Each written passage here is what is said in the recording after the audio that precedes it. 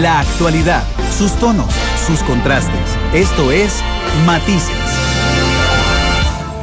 Don Gustavo Araya, ahora sí oficialmente bienvenido a Matices. ¿Cómo le va? Muchísimas gracias, un placer, Randall, como siempre, estar con ustedes acá para ver los diferentes matices de algún tema nacional y en este caso el tema de la comunicación.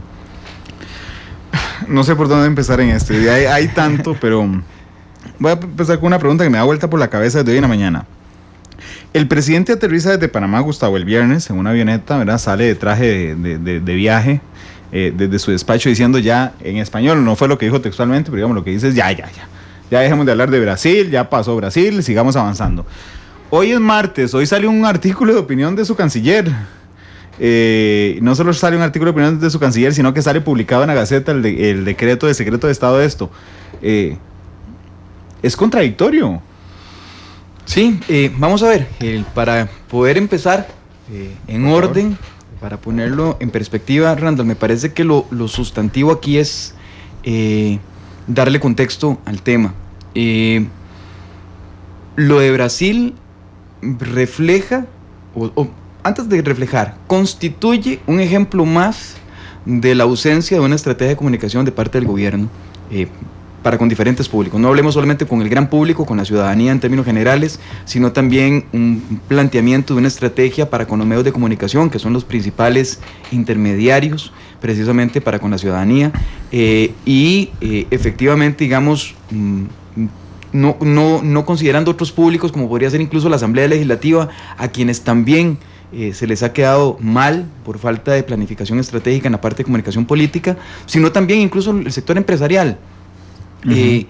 Solamente para poner varios botones de muestra, acordémonos de un ministro de comunicación recién llegado, que llega a una sucursal de Subway con una bolsa de aguacates, tratando de minimizar o de negar la escasez de aguacate, producto de una política pública que hacía que en Costa Rica se dejara de importar aguacate Hass de México, especialmente.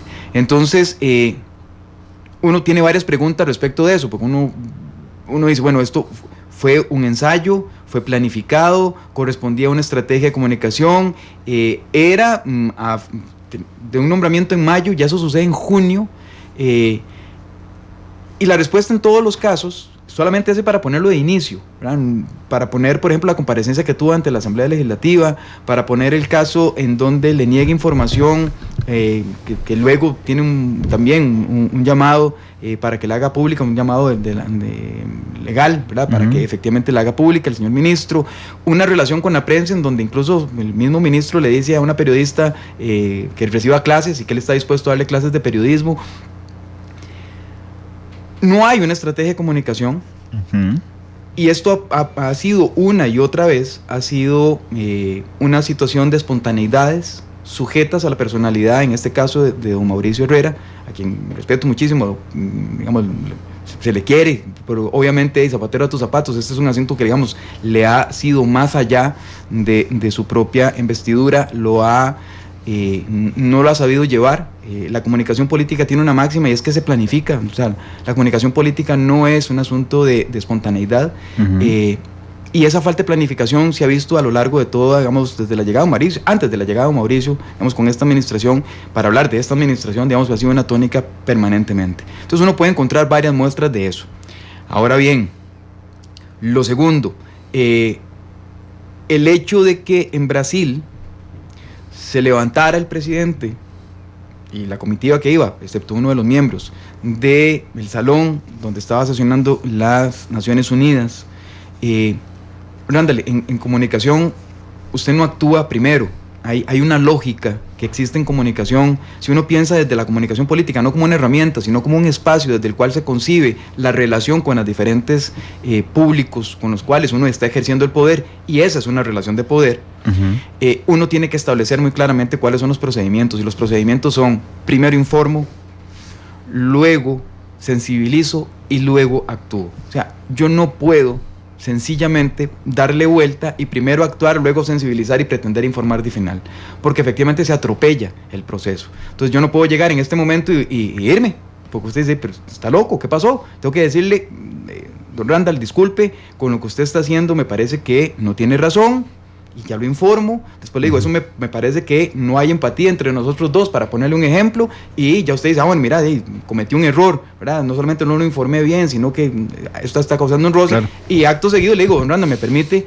y con todo, lo cortés no quita lo valiente, y si ese dicho pega algo, pega comunicación política. Entonces, en Brasil debió haber habido un antecedente informativo. O sea, no es algo que se planifica el domingo, es la relación con Brasil.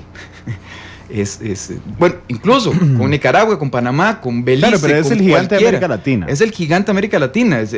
Y aunque no lo fuera, sí, por protocolo diplomático, en términos de comunicación, también debió haberse informado primero.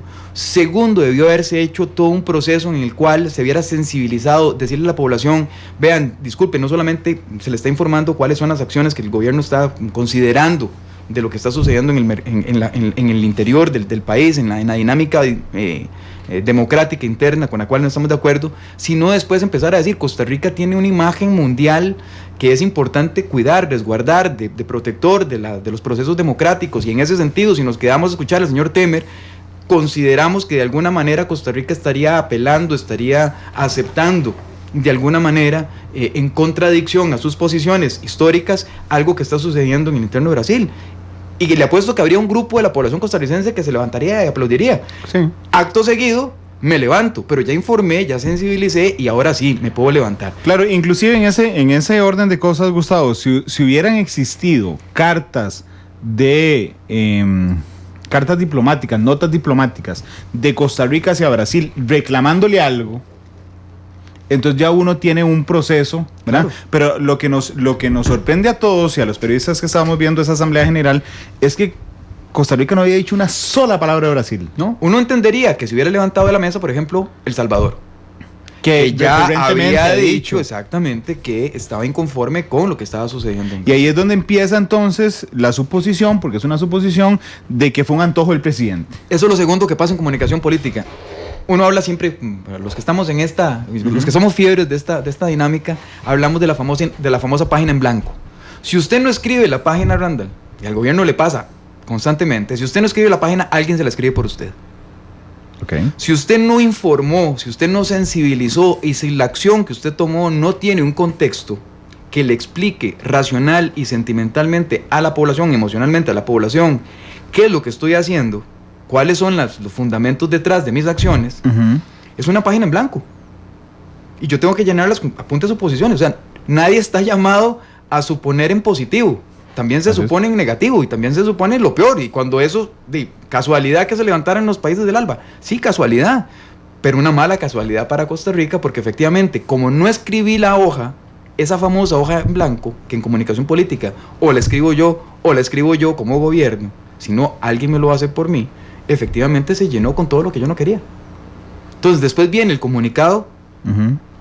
Hablemos de cómo hay un primer error, por decirlo así, hay un error originario, sí, que es el no tener una estructura de estrategia de comunicación para el gobierno. Hay un segundo error, que es no contextualizar las acciones de gobierno, cualesquiera que éstas sean.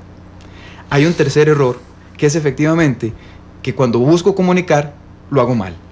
Entonces, no sé qué ejemplo poner para volverlo en sencillo, pero si yo me levanto en este momento y usted dice, ¿qué le pasa a este loco?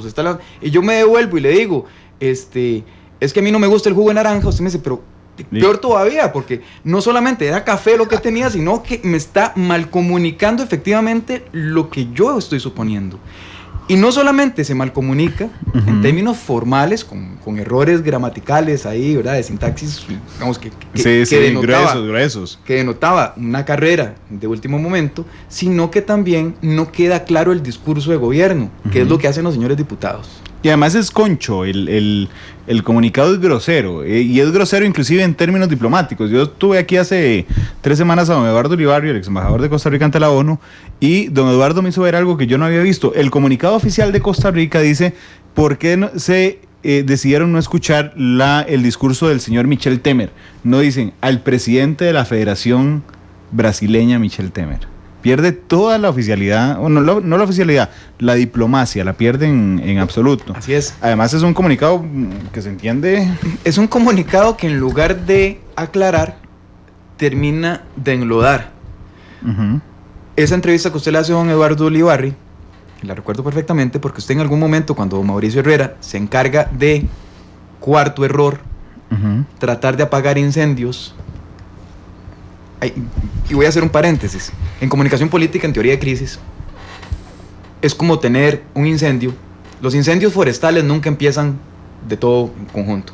Empiezan generalmente en una quema mal atendida, ¿verdad? Un incendio pequeñito.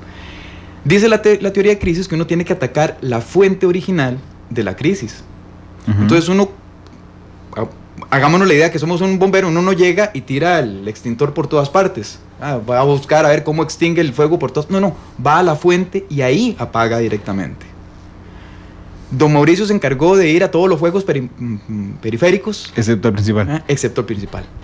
Entonces, cuando usted le hace la pregunta sobre el fuego principal y usted le dice, ¿era esto una manifestación de reclamo? O sea, póngamele el nombre, porque ahorita no sé definirlo. Usted le dio como 3 o 4 palabras mediante una protesta, le dijo, creo que enfatizó en el tema de protesta. ¿Esto es una protesta, Mauricio? No supo igual aplacar la consulta original, porque no estaba definido exactamente cuál era el principio que había generado la acción, que había estado mal comunicada en términos generales. Y sigue sin estar clara. Y ahora aparece la definición de tensar las relaciones. ¿Y eso qué significa? En términos políticos, usted me dice, ¿qué significa tensar las relaciones? Es más, se lo pongo en esos términos. Si yo quiero tensar las relaciones con un país, ¿esa era la mejor manera?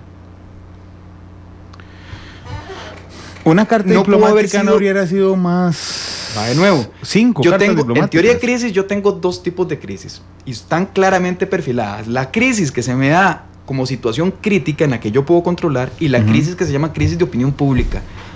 Uno huye de la segunda porque en la segunda se descontrola. Sí. La primera, en una situación crítica, uno tiene márgenes de maniobra para poder empezar a controlarla. Entonces yo puedo tensar las relaciones mandando una carta de embajador a embajador diciéndole el gobierno costarricense con toda la diplomacia y todo el protocolo que se dicta y decirle, señores, no estamos de acuerdo con lo que ha estado sucediendo y esta es la posición oficial del gobierno de Costa Rica. Le aseguro que eso hubiera tenido igual resultado de tensar las relaciones que la acción, es más, no igual resultado, hubiera tenido mejores resultados que lo que se creó finalmente. Sí, yo me imagino los titulares de Costa Rica eleva reproche ante Brasil, por ejemplo. Pero es que veámoslo en orden, porque está bien, Mauricio Herrera habló aquí, el día que estaba en Eduardo Ulibarri, y yo creo firmemente que la entrevista que le hicimos en Matices ayudó a enlodar la cancha de parte de Mauricio, pero es que está el comunicado oficial que surge 20 minutos después de... una hora. Una hora después de la crisis. De que se levantó el presidente. Sí. Una hora después. Después de eso, ¿verdad? El canciller hace un posteo en Facebook. Ser oficial, pero bueno, hace un posteo en Facebook el canciller.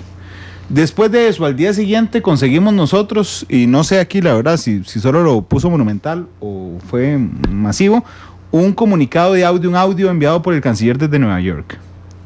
Ese día en la tarde, Mauricio Herrera está aquí en Matices, con Ulibarri. Ese día en la noche, Luis Emilio Jiménez, el jefe de despacho de Casa Presidencial, pone una cosa absolutamente diferente en posteo en Facebook. Y al día siguiente, en la mañana, sale el presidente en Café CNN. Es decir, en 48 horas había varias 6 versiones absolutamente diferentes que el gobierno, por cierto, el presidente insiste en que hay cero contradicción. Pero lo cierto es que a las 48 horas había 6 versiones en medios oficiales, no oficiales, posteos, redes sociales, videos, audios ahí, pero regados de diferentes funcionarios. Quinto error. Como en la comunicación política se planifica. Esto no es conquista amorosa, que usted lo puede hacer si le gusta, sale ahí espontáneamente. No, se trata de comunicación política y es comunicación de gobierno. Entonces, o se planifica o se planifica. No hay perdón, ¿verdad? Se planifica. Entonces, si yo planifico, dentro de la planificación, yo escojo vocerías, líneas de mensajes clave o temas que pueden ser abordados por los diferentes personeros, pero también escojo los famosos límites. Entonces yo le digo a todas las personas de gobierno... El mensaje de WhatsApp. Pero no se hace a través de WhatsApp, aparte de todo, ¿verdad? Cuando uno tiene una fraccionada, que eso es otro error, Cuando uno tiene una fracción fraccionada de la cual no puede tener por cierta su lealtad, no les envía mensajes en donde quede evidencia del mensaje, ¿verdad? Entonces, antes de ir a ese sexto error, el quinto error, efectivamente, cuando uno habla, uno le dice, si usted y yo estuviéramos de acuerdo, yo le digo, Randall, hagamos un trato. Vos no te refieras al asunto, me voy a referir yo. Entonces, la carga de la responsabilidad comunicacional, que en la comunicación se llama corresponsabilidad comunicativa, cuando hablamos de este tipo de temas, la corresponsabilidad la vamos a llevar el presidente, el ministro y yo. Y excluidos el resto, o sea, cuando le estoy diciendo no tiene responsabilidades, no hable. Porque lo que usted hable puede ser tomado, efectivamente, y será tomado en su contra. En su contra, efectivamente, porque estamos en una situación de carácter de crisis. Entonces, el gobierno tampoco puso esos límites, ni en mensajes clave, ni en la temporalidad del problema, ni en las vocerías. Nuevamente, si las tres cosas hubieran hecho, se planifican. Sí. Entonces, se llama a los diputados y se les dice, señores diputados, no se preocupen, al jefe de fracción, dígale a todos los demás que no se preocupen, que este va a ser un tema absolutamente de recargo al Ejecutivo, como corresponde. Claro, no, si les preguntan... No, si les preguntan, si los preguntan ustedes dicen nada, o sea, esto es del Ejecutivo, punto. Entonces, los diputados que hubieran dicho, no señores, es un asunto del Ejecutivo. La política exterior de este país se maneja por dos personas esencialmente, que es Presidente de la República y Canciller de la República, punto. Pero me alegra que usted recuerde con tanto detalle la entrevista a Mauricio Herrera aquí en Matices, porque si usted lo recuerda al final, la última pregunta es, don Mauricio, dígame una cosa, ¿quién redactó el comunicado? Yo le pregunto, como director de este programa, le pregunto al ministro de Comunicación, ¿quién redactó el comunicado oficial? Y el ministro de Comunicación me dice, no sabría decirle. Peor todavía. No sabría decirle. Si la comunicación nuevamente, perdone que insista. No, por favor. Parece como mi mensaje clave de hoy. Sí, ese es el mensaje clave. La comunicación política se planifica. Yo planifico incluso a quienes tengo de cuarto de guerra, se le llama war room en inglés, muy típico en una lógica norteamericana de la comunicación política. ¿Cuál es el cuarto de guerra que me redacta las cosas? ¿Cuál es mi equipo con el que me voy a la guerra?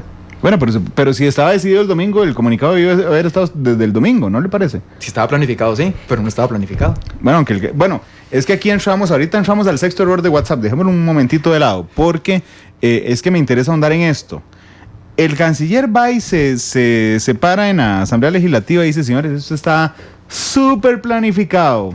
Desde el domingo lo planificamos para que el martes el presidente pasara esto. Y entonces...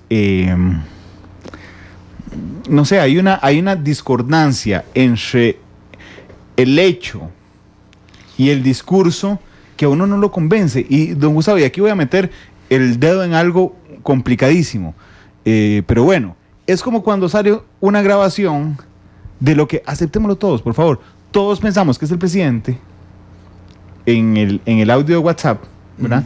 Todos creemos, estoy seguro que el 90% de la población cree que es el presidente. Y se dice que no. Casa Presidencial dice es un imitador. Todos choteamos inclusive con el tema del imitador, ¿verdad? Que sigue Norval Calvo buscándolo para pelando el ojo. Pero digamos, la acción es absolutamente discordante con el discurso. Sí. Y vamos a ver, de nuevo, yo no dudo que haya sido una posición acordada. Cuando mínimo, por lo menos. Tuvo que haber sido acordada, yo espero que haya sido acordada. Yo le creo al señor ministro, al señor canciller, le creo que haya sido acordada. Sí. ¿Verdad? Lo que pasa es que ahí faltaba la otra parte, y es el escenario no previsto. Entonces yo se lo pongo así, generalmente los que somos asesores no somos buenos tomadores de decisiones, eso ha pasado generalmente en la historia. Pero si le preguntaran a uno, yo le diría... me permite un momentito, con eso que usted me está diciendo, hagámonos 3 escenarios, gana, pierde, empata. Entonces gana, no pasó nada, nos levantamos y la gente nos aplaude. ¿Qué pasaría? ¿Qué tenemos que decir? Empata. Resulta que hay gente que se levanta en contra y gente que se levanta a favor. ¿Por qué estarían en contra y por qué estaría a favor? Si nos levantamos, hagámonos el escenario. Ok. Tercer escenario, el peor escenario, se nos viene todo el mundo encima. ¿Qué vamos a hacer? ¿Qué decimos? ¿A quién hablamos? Nuevamente, la comunicación se planifica. Y yo no puedo tener el escenario de que, Randall, mañana levantémonos de la sesión de la ONU, sí. Cuando viene un mandatario de otro país y pretender que nada va a suceder. Perdóneme, pero digamos, A mí no me pasa por la mente.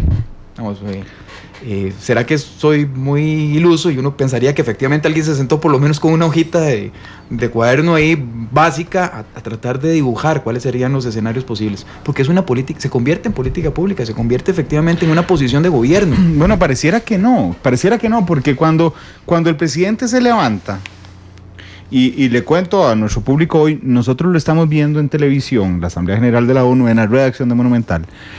El presidente se levanta, una cámara de Telesur lo capta, ¿verdad? Y entonces Febe, que es nuestra jefa de información y que cubre política, me dice: Randall, el presidente se levantó del discurso de Temer. Y entonces uno inmediatamente como periodista aplica unas alarmas de prudencia, ¿verdad? Y eso es un momento. De ahí, tal vez se levantó porque quería ir al baño. Sí. Y entonces nosotros vamos a salir anunciándole al país que el presidente le hizo un desaire a Temer y tal vez el presidente andaba en el baño o algo. Sí, con doña Mercedes también en el o baño en una ella reunión, y el ministro, o lo que o sea. salieron exactamente a una reunión. O había una reunión prevista o pasó una emergencia o lo que fuera. Y entonces hicimos el protocolo. Yo agarré mi teléfono celular y le escribí a Stephanie González. Y le dije: Stephanie, ¿usted me podría explicar, por favor, por qué se levantó el presidente? Si estaba planificado, o sea, si fue una reacción al discurso de Temer, o tenía una reunión, o andaba en el baño, ¿qué pasó? Y la respuesta de Stephanie fue: deme un minuto, estamos consultando. Que está bien. No, está bien, pero eso demuestra también que no había estrategia. Nadie sabía nada. Al menos ese círculo no. El de comunicación. O sea, es ese círculo, pero es el ministro de Comunicación, la jefa de prensa de Casa Presidencial, sí, el jefe de fracción de la fracción oficialista. De nuevo, la comunicación política se planifica. Uno hace 3 círculos concéntricos y uno dice: ok, a los inmediatos, a los que estamos aquí, ¿qué vamos a decir? A los que están en el segundo círculo concéntrico, ¿quiénes van a ser? Casa Presidencial y tal, ¿qué vamos a decirles? O los excluimos. No, una directriz que dice: no se sabe nada. Eso fue una decisión que se tomó a la luz de los acontecimientos que estaban evaluando en el momento. O sea, de nuevo, aquí, y qué dicha que usted trajo el tema a colación.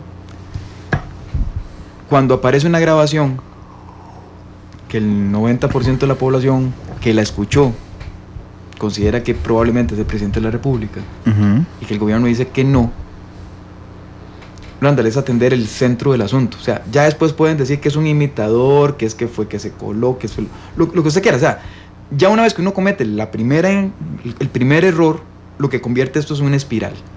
Y en comunicación tiende a hacerse una espiral espantosa, porque nuevamente es una página que yo no escribo, es una página que me escriben. Y usted buscando información muy bien desde el punto de vista periodístico, lo que usted hace es irse a la fuente. Esa es la obligación como periodista. Pero si usted no tiene la fuente, o la fuente no le sabe decir, usted tiene que llenarla con otras fuentes. Entonces, que no venga el gobierno ahora a decir que es que se le hizo un mosquero, que se le hizo más grande el asunto, que se le convirtió efectivamente, no en una quema pequeña, sino en un incendio forestal, porque efectivamente prestaron las herramientas para que se convirtiera en ese incendio forestal. Gustavo, en términos de comunicación política, ¿qué diferencia hay entre un no y un no me consta? Depende.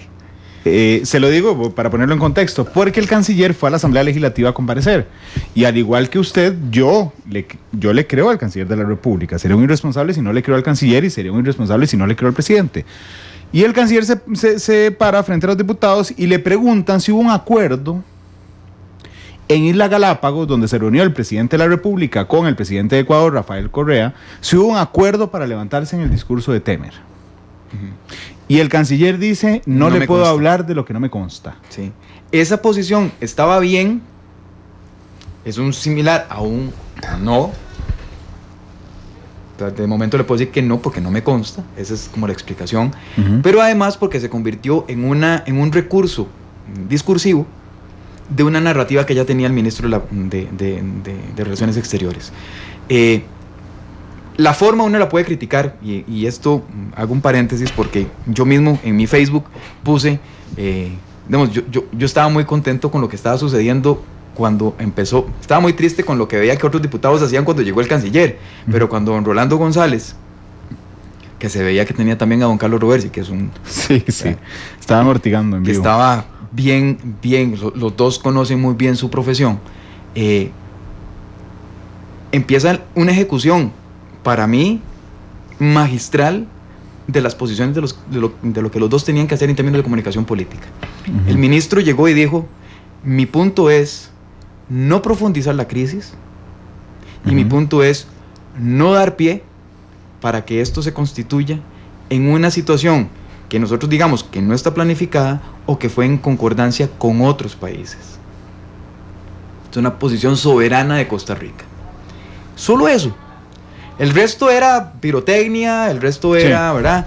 Y don Rolando González tenía clarísimo el punto de tratar de demostrar que eso era absolutamente espontáneo, que no había sido planificado, que fue una torpeza política y que había algún tipo de acuerdo y por lo tanto algún tipo de antecedente, que es por lo cual pide los papeles de la Embajada de Costa Rica en Brasil, para poder montar al gobierno sobre algo más grande, que es el tema de que Costa Rica está girando hacia la izquierda o que tiene posiciones de izquierda, ¿verdad? Eso era clarísimo. El cómo lo hicieron puede ser discutible, porque alguna gente dice que don Rolando González es muy malcriado y que el ministro con una opacidad y que la transparencia y que tal. Sí, o sea, no es que lo estoy negando. Sí, probablemente a don Rolando González se le fue la mano, ¿verdad? Y puede haber aparecido malcriado en algún momento, puede ser, según la sensibilidad de cada persona, pero eso es muy relativo. Sí. Y puede ser que sí, que en algún momento se haya visto como poco transparente al señor canciller. Si usted me pregunta, el resultado político de ese careo en la Asamblea Legislativa es un tablas, es un mano a mano. Es un empate. Es un empate. Y se lo pongo así, lograrle a Rolando González un empate, mi respeto en términos de comunicación política, porque tiene años curtiéndose en el asunto. Es un maestro del lenguaje, es un maestro de la dinámica de cómo maneja el volumen y los tiempos de lo que está diciendo. Y lo mismo me pareció que el ministro cumplió en términos de comunicación el papel que llevaba. No soltó prenda. No se salió de su relato. No se salió de su... Era una narrativa que ya tenía concreta, con los puntos de giro muy bien armados. Hasta ahí debió haber llegado la situación. Entonces, cuando viene lo del famoso WhatsApp, me parece que es la última, ya no sé si es la séptima o la sexta. La sexta torpeza que se comete, porque efectivamente se hace en un momento en que ya las aguas parecía que se tenían controladas. Ahí sí el gobierno podía desarrollar paso 2 y 3 es, ya no se habla más del asunto y viene el decreto. Ahí ya, ¿verdad? Ya ante una consulta de un diputado directa sobre la comunicación con la... Bueno, no, señores, ahí hay temas fundamentales que no podemos dar a conocer, aquí está. Y que pueden ser discutibles de nuevo, pueden ser discutibles y van a traer, pero ya el tema de fondo ya quedó cubierto. O sea, ya Brasil ya pasó a la historia y ahora es si puedo revelar o no lo que está en los papeles, pero ya el tema de Brasil ya quedó de lado. Sí, se desenfoca. Pero al volver otra vez con el tema de que hay un WhatsApp y eso que se revele, entonces uno dice, bueno, entonces sí había algo más. O sea, lo peor que le pudo pasar al gobierno en términos de comunicación después de la crisis fue que se filtrara ese mensaje de don Mauricio Herrera al medio de comunicación que él dirigió, por cierto, que es el Semanario Universidad. Y ahí es el segundo error estructural que le encuentro yo al gobierno en términos de comunicación política. El segundo. El primero es que no planifica la comunicación. Estábamos en lo que para Gustavo es el sexto error, la sexta torpeza, que es el tema del WhatsApp. Sí, porque de nuevo, digamos, lo que hace es llevar al efecto no deseado. Si uno precisamente quiere que ya no se hable más sobre el tema o que el tema quede entre ciertas personas o tiene que dar directrices de cómo efectivamente se tiene que tratar por parte de los diferentes personeros que estén desde la óptica de gobierno con su posición, normalmente uno busca que no haya rastro, ¿verdad? Que no haya, digamos, evidencia alguna de que efectivamente sucedió. Y esto no es secretismo, ¿no? Es simplemente un asunto de que si cae en malas manos, efectivamente puede ser utilizado con cualquier otro fin, ¿verdad? Como se usó. Pero aquí lo más grave es que pareciera, y nuevamente, si la comunicación política se planifica, uno hace un mapeo básico, Randall, y uno dice, con este diputado no cuento, con este diputado sí cuento, con esta señora diputada tengo que tener... No manda un correo masivo. O sea, la fracción del PAC no es homogénea, la fracción del PAC no toda es necesariamente, o sea, hay lealtad al partido, pero no necesariamente son, hay que ver cuáles son los grados de lealtad que puedan tenerse con respecto, digamos, a las posiciones de gobierno. Yo no esperaría que los diputados estén a pie juntillas con lo que yo digo. Sí. Don Otón Solís ha sido clarísimo ejemplo de que se ha separado de posiciones de gobierno. Entonces, ¿por qué no pensar precisamente que eso pueden haber, porque no son lealtades o no, son grados de lealtad, digamos, de apego irrestricto o no a determinadas políticas de gobierno? Bueno, en este caso había que jugar con ese instrumento de la planificación mediante un mapeo y poder decir, bueno, hablo con fulanos y fulanos por teléfono, hablo con menganos y menganos por un WhatsApp, ¿verdad? Porque sé que no lo van a soltar, y hablo con otros mecanismos, o lo hago por terceras personas. Pero efectivamente se hizo todo en un conjunto pensando que la situación iba a estar controlada, y si algo no se controla normalmente, o el control es efectivamente muy complicado, es el tema de la comunicación. Sí, aquí lo adecuado, según lo que he aprendido esta tarde con Gustavo, era entonces que Presidencia hablara con el jefe de fracción y les dijera, señores, esto es tema legislativo, así que por favor giren la invitación cordial a los diputados por si le preguntan, decir que es un tema de casa presidencial. Exactamente. Pero bueno, en esa publicación de WhatsApp pasan dos cosas. Bueno, después de la publicación de WhatsApp, sale publicado en el Semanario Universidad en digital, ¿verdad? Y la reacción de don Mauricio es a negar no me acuerdo de haber escrito eso. Y después se lo acepta la Nación. 24 horas después se lo acepta la Nación. Y 12 horas después de aceptárselo a la Nación, manda otro mensaje al mismo chat del que no se acordaba que él estaba. Del que se fuga la información. Del que se fuga la información diciendo que va a que es un delito el que infiltre las comunicaciones. Que además, y yo respeto enormemente a Mauricio, y hemos compartido antes de ser ministro un montón en foros sobre acceso a información pública. Además, no es ningún delito, porque el delito es publicar comunicaciones de terceros. Y aquí es un recipiente, un receptor el que lo filtra. Entonces no es delito. No solo no es delito, el delito fue haber mandado el delito a la lógica. El delito a la lógica es haber mandado, si algo me sale mal por el camino, por la ruta, por el canal de comunicación que yo estaba esperando controlar, efectivamente me va a volver a salir mal el comunicado que yo espero que no salga, hablando sobre el segundo, con el primero. Digamos, hay una contradicción lógica ahí, sí, que efectivamente hace pensar que hubo nuevamente algo no planificado, no estructurado, no pensado, ¿verdad? En donde efectivamente, de nuevo, herramientas sencillas de la comunicación política, como es la planificación, como es la creación de escenarios, como es el mapeo, no estuvieron presentes. Entonces, de ahí sucede lo que sucede, ¿verdad? Como dice el dicho, ¿verdad? Siempre que pasa lo mismo sucede igual, ¿verdad? Es exactamente lo que le sale en este caso. Pero algo que le decía antes de irnos a la pausa es que error número 1, la comunicación política se planifica. Toda la comunicación se planifica, toda. Pero la comunicación política con mucho más razón, porque es un tema de relaciones de poder, ¿verdad? Error número 1, no planificarla. Error número 2, uno no se convierte en un factor de deterioro de la situación de legitimidad de su propio gobierno. O sea, un momentito nada más, porque es que ya Fede Cruz va a volver a poner a correr a todos los colegas esta tarde. Fede, hágame caras, por favor. Ajá. Lo que tenemos es la reacción del gobierno de la República explicando por qué generó el decreto de secreto de Estado. Es Natalia Córdoba, de la Dirección Jurídica de la Cancillería, que nos da declaraciones. Escuchemos a Natalia Córdoba. Lo que se consideró a partir del análisis de conveniencia de divulgar o no el contenido de los informes es que podría comprometer las relaciones bilaterales con Brasil.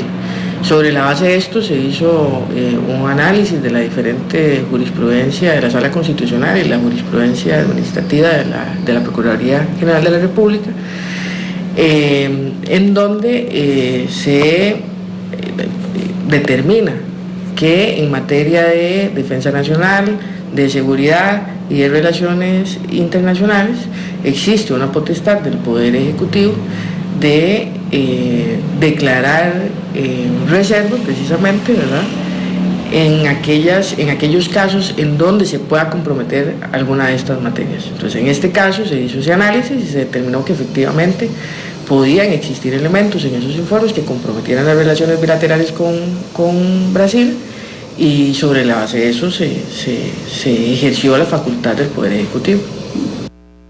Bueno, ahí estaba Natalia Córdoba de la Dirección Jurídica de la Cancillería explicándonos lo que hemos explicado hasta la saciedad.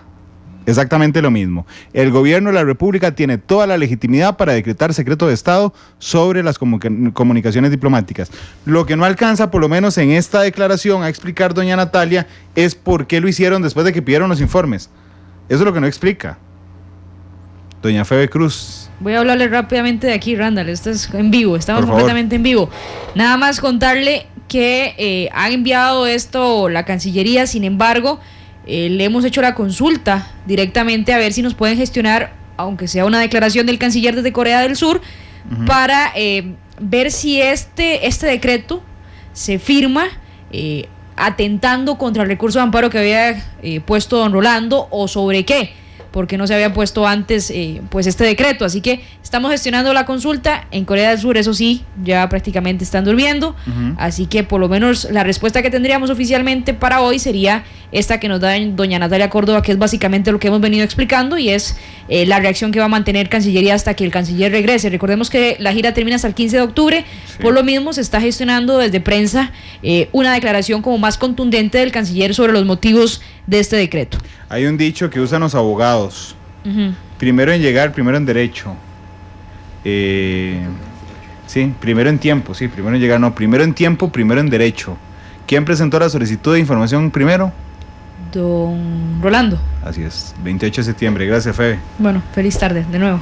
3 de la tarde con 13 minutos. Segundo, error estructural. Sí. Se lo voy a poner en términos históricos. Y le decía, una regla de la comunicación, hay un político que lo dice él dice que es el 11º mandamiento. No empeorar o no estorbar, dice don José Eduardo Sánchez. Sí. Que además es una persona bastante hábil políticamente. Pero le recojo el dicho porque en comunicación política no es que se diga así, pero digamos, uno no acrecenta la crisis. El factor que de alguna manera va a acrecentar la crisis es un factor que automáticamente tiene que ser relegado. Vamos a ver, ¿cuál un incendio? Uno no acerca las pichingas de gasolina a donde está la quema. Uno las pichingas de gasolina las aleja, porque lo que hacen es acrecentar las crisis o los incendios. Entonces, en este caso, el segundo gran error que se ha cometido en la comunicación de este gobierno es que no siempre, pero ha habido una tendencia, en algunos casos, a empeorar las crisis cuando éstas se presentan. Empiezo con la primera. Departamento Fitosanitario del Estado, del Ministerio de Agricultura, dice que no se importará aguacatejas. ¿Qué tenía que ir a hacer el ministro de Comunicación con una bolsita con aguacates? Nada. Era un tema de carácter técnico, si yo quería manejarlo en el tema técnico, y que se refieran de carácter técnico de cómo y por qué Costa Rica se daba esa, ¿no?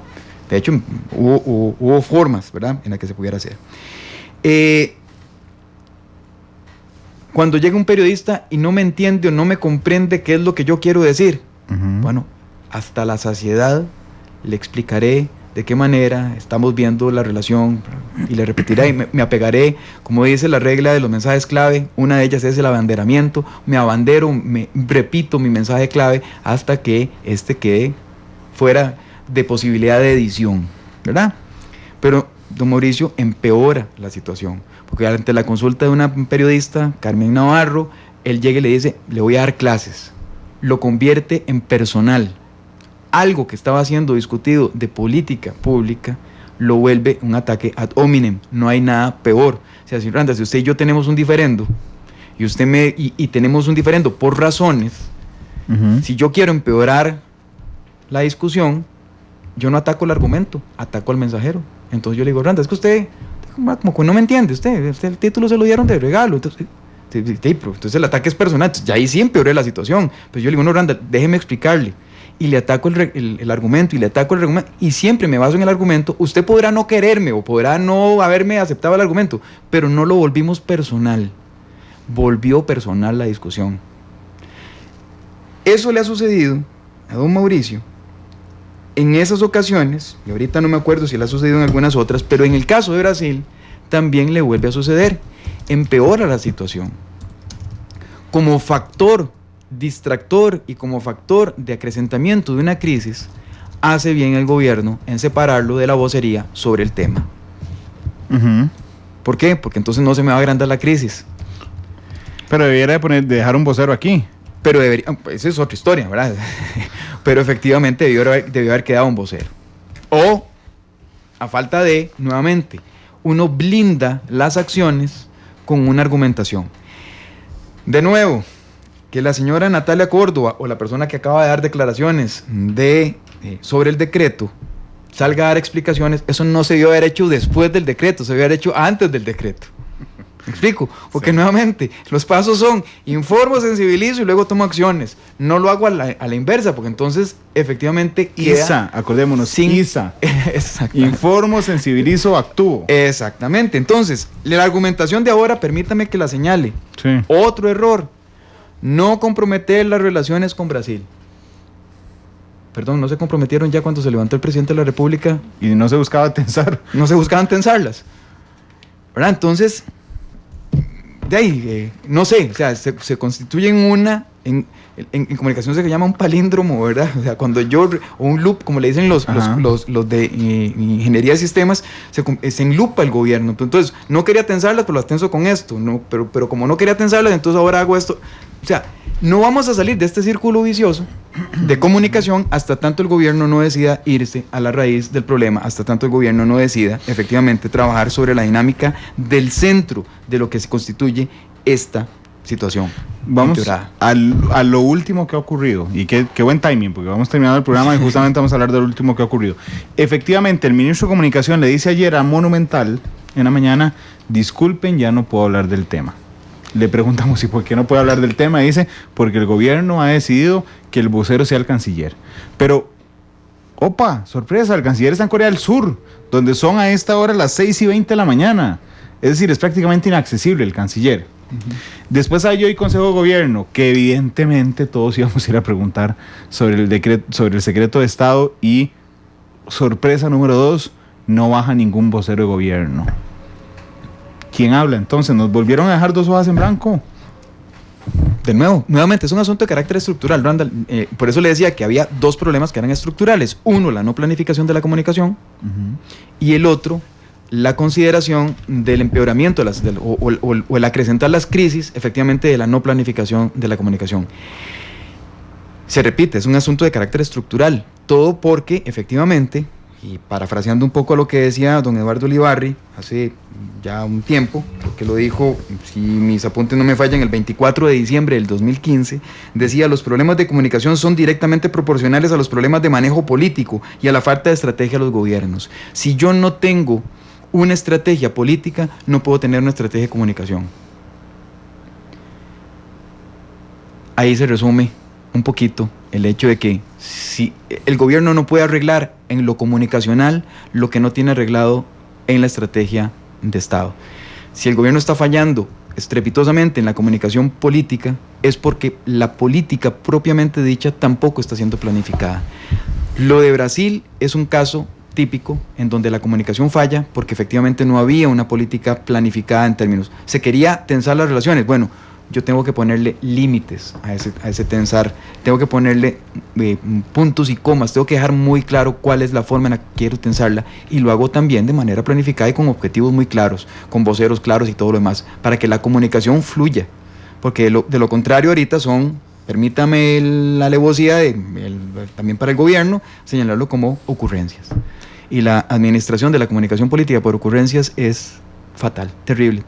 Regularmente se convierte en un factor boomerang, ¿verdad? Me termina socavando las bases de la propia credibilidad. ¿El manejo de la comunicación política de este gobierno es estrepitosamente mala? No sé si estrepitosamente, pero es una palabra que usted acaba de usar. Sí. Vamos a ver, no sé si tan estrepitosamente, para corregirme, pero digamos si no es inexistente, hace pensar a veces que no existe, es estrepitosamente mala. Dice Isidro Solís Blanco que nosotros lo tomamos personal contra el ministro de Comunicación. No. Viera cuánto respeto yo a Mauricio y cuánto cariño le tengo a Mauricio Herrera. Y lo dije, a don Mauricio lo admiro, lo aprecio, me parece que es una muy buena persona. Nuevamente, lo que pasa es que yerra, y vea que los dos hierros se los estoy dando argumentalmente, sí. No planificar y empeorar las situaciones en las cuales comunicacionalmente no tenía por qué haberlo hecho. 3:22, nos vamos, don Gustavo, muchas gracias por haber venido hoy. Muchísimas gracias a usted, Ronda, por invitarme. No, y usted siempre se despide con buena música. Mentira de la ley. Mentira de la ley. Rock latinoamericano, chileno particularmente. Feliz tarde.